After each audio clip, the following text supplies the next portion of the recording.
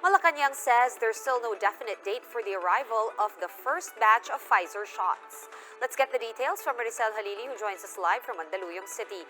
Hi, Mase. Did the palace spokesman disclose what's been causing the delay?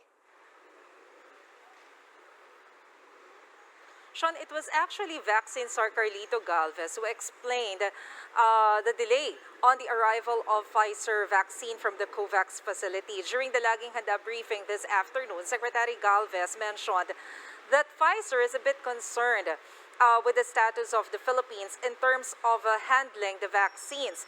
This is following the issue on Dengvaxia. So basically, Pfizer expressed their concern that they don't want to experience what Dengvaxia controversy did to the manufacturers. Because of that, Secretary Galvez said that they have already submitted the indemnification agreement to the vaccine manufacturer, and it's up to them to review the content of this agreement, and hopefully, once they agree, there won't be any problem. But just in case, Secretary Galvez encouraged or calls on the Senate and members of the House of Representatives to pass the indemnification bill as soon as possible. All right, in the meantime, Mase, we're also expecting Sinovac shots to enter the country later this month, I believe, Feb 23, right? Is there that same issue as with Pfizer with Sinovac? So far, we don't have any issue on Sinovac. It's already a fixed date. The government has already signed a term sheet with Sinovac. So we're just waiting for the arrival of around 600,000 doses of the Chinese-made vaccine on, like what you said, February 23. But might as well just to make sure that there won't be any problem, because all vaccine manufacturers are waiting for the indemnification agreement. Senator Mig Subiri also mentioned that this afternoon they will discuss the provisions that will be part of the indemnification bill. If Malacañang decides to certify this bill as urgent, hopefully they will receive the certification this afternoon.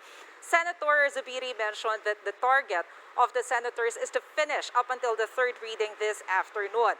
If there won't be any difference on the provisions of the indemnification bill on the Senate as compared to the House of Representatives, that's good. But if there will be difference on their provisions, they will have a bicameral meeting, and hopefully they can submit the final draft of the indemnification bill to Malacañang on Monday, or at least next week, for the signature of President Duterte. Right, good to hear about that speedy ratification. Let's move on to another issue, the issue of pork prices and pork supply. What is the government's latest move to address increasing prices of meat products in the market? Early this morning, Sean, presidential spokesperson Harry Roque announced that about 2,000 hogs from South Cotabato will be delivered to Metro Manila. It will be distributed to different wet markets here in Manila to solve the problem on the issue of supply. Aside from that, the Agriculture Department has also assured the hog raisers that they are still willing to give assistance. Aside from loan assistance, Secretary Dar mentioned earlier that they will also provide transportation assistance for those hog raisers who will deliver hog products from Visayas, Mindanao, and other parts of Luzon. All right, that's good to hear. Hoping that will alleviate prices a little bit. Now, still on finance and the legislation, we have the BSP announcing that Duterte signed the FIST bill into law. What is the FIST bill all about? Sean, Secretary Roque confirmed this as well during his interview early this morning. Secretary Roque mentioned that FIST bill, or the signage of FIST bill into law, is very significant, especially now that we're still in crisis. This law, the objective of this law is to help the financial institutions cope up with the impact of the COVID-19 pandemic. This will help the banking institutions to efficiently dispose their non-performing assets. All right, now another topic again. Did the palace spokesman have any reaction at all to Vice President Robredo's recent pronouncement where she brushed off, President Duterte's tirades yet again?